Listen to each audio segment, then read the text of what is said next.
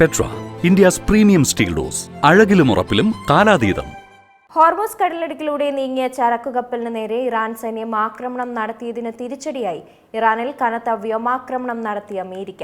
ഇതേ തുടർന്ന് തന്ത്രപ്രധാനമായ ഹോർമൂസ് കടലിടുക്കിലൂടെയുള്ള കപ്പൽ ഗതാഗതം ഇറാൻ പൂർണ്ണമായും നിരോധിച്ചു. ഇരു രാജ്യങ്ങളും തമ്മിലുള്ള സംഘർഷം ഇതോടെ കൂടുതൽ സങ്കീർണമായിരിക്കുകയാണ്. പശ്ചിമേഷ്യയിൽ യുദ്ധസമാന സാഹചര്യം രൂക്ഷമാവുകയാണ്. ഹോർമസിലൂടെ സഞ്ചരിക്കുകയായിരുന്ന സൈപ്രസ് പതാകയുള്ള കണ്ടെയ്നർ കപ്പലിനു നേരെയാണ് Iran Islamic revolutionary guard corps ആക്രമണം നടത്തിയത്. അതിന് തൊട്ടുപിന്നാലെ ഇറാനിലെ തന്ത്രപ്രധാനമായ കേന്ദ്രങ്ങൾ ലക്ഷ്യമാക്കിക്കൊണ്ട് അമേരിക്കയുടെ ശക്തമായ മിന്നലാക്രമണമാണ് ഉണ്ടായത്. ബന്ദർ അബ്ബാസ്, സിറിക്, ചാബഹാർ, അസാലൂയ തുടങ്ങിയിട്ടുള്ള നഗരങ്ങളിൽ വലിയ സ്ഫോടനങ്ങൾ കേട്ടതായാണ് ഇറാനിയൻ മാധ്യമങ്ങൾ അടക്കം റിപ്പോർട്ട് ചെയ്യുന്നത്. GFS ഗാലക്സി എന്ന കണ്ടെയ്നർ കപ്പലിന് നേരെ ഇറാൻ നടത്തിയ ആക്രമണത്തിൽ ഒരു ക്രൂ അംഗത്തെ കാണാതാവുകയും കപ്പലിന്റെ എഞ്ചിൻ റൂമിന് സാരമായ കേടുപാടുകൾ സംഭവിക്കുകയും ചെയ്തതിനെ തുടർന്നാണ് അമേരിക്കൻ സെൻട്രൽ കമാൻഡ് മൂന്നാം ഘട്ട ആക്രമണത്തിന് തുടക്കമിട്ടത്. പ്രസിഡന്റ് ട്രംപിന്റെ കർശന നിർദ്ദേശപ്രകാരമായിരുന്നു നടപടി.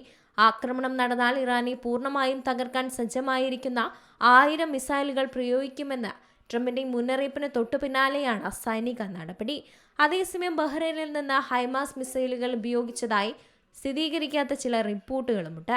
അമേരിക്കയുടെ ഭാഗത്തു നിന്ന് ഇനിയൊരു തെറ്റായ നീക്കം ഉണ്ടായാൽ കടുത്ത പ്രത്യാഘാതങ്ങൾ നേരിടേണ്ടി വരുമെന്ന് ഇറാൻ ആവർത്തിക്കുകയാണ്. സമാധാന ചർച്ചകൾക്കൊടുവിൽ ട്രംപ് സമ്മതിച്ചുവെങ്കിലും ഹോർമൂസ് കടലിടുക്കിലെ പുതിയ സംഘർഷങ്ങൾ മധ്യപൂർവേഷ്യയെ വലിയൊരു യുദ്ധത്തിലേക്ക് തള്ളിവിടുകയാണ്. അമേരിക്കയുടെ സൈനിക കരുത്തും ഇറാന്റെ പ്രതിരോധ തന്ത്രങ്ങളും നേർക്കുനേർ വരുമ്പോൾ മേഖലയിൽ സമാധാനം ഇനി നീളുന്ന ഒരു ചോദ്യചിഹ്നമായി മാറുകയാണ്. യുദ്ധം ആർക്ക് വിനയാകുമെന്ന കാത്തിരിപ്പിലാണ് ലോകരാഷ്ട്രങ്ങൾ. അതേസമയം ആക്രമണങ്ങൾക്ക് മണിക്കൂറുകൾക്ക് മുമ്പാണ് ഹോർമൂസ് കടലിടുക്ക് തങ്ങൾ അടിച്ചതായി ഇറാൻ പ്രഖ്യാപിച്ചത്. തങ്ങളുടെ അനുമതിയില്ലാതെ റൂട്ട് മാറ്റി സഞ്ചരിച്ച ഒരു കപ്പലിന് നേരെ ഇറാൻ നാവികസേന മുൻ വെടിയുയർത്തിയിരുന്നു. അമേരിക്കൻ ഇടപെടലുകൾ അവസാനിക്കുന്നത് വരെ ഈ വഴി കപ്പലുകളെ കടത്തിവിടില്ലെന്നാണ് ഇറാന്റെ നിലപാട്. അന്താരാഷ്ട്ര കപ്പൽ പാതയിലൂടെയുള്ള ഗതാഗതം തടസ്സപ്പെട്ടത് ആഗോള എണ്ണ വിപണിയെ ബാധിക്കും. US തങ്ങൾക്ക് നൽകിയിരുന്ന എണ്ണ വ്യാപാര ഇളവുകൾ റദ്ദാക്കിയത് കരാറുകളുടെ ലംഘനമാണെന്നാണ് ഇറാന്റെ വിദേശകാര്യമന്ത്രി അബ്ബാസ് രാഗ്ചി കുറ്റപ്പെടുത്തിയത്. നിലവിൽ ഒമാന്റെ അതിർത്തി വഴി കപ്പലുകൾ തിരിച്ചുവിടാൻ അമേരിക്ക നിർദ്ദേശിക്കുമ്പോഴും ഹോർമൂസ് കടലിടുക്കിന്റെ നിയന്ത്രണം വിട്ടുകൊടുക്കില്ലെന്ന ഒരേ നിലപാടിലാണ് ഇറാൻ ഉള്ളത്.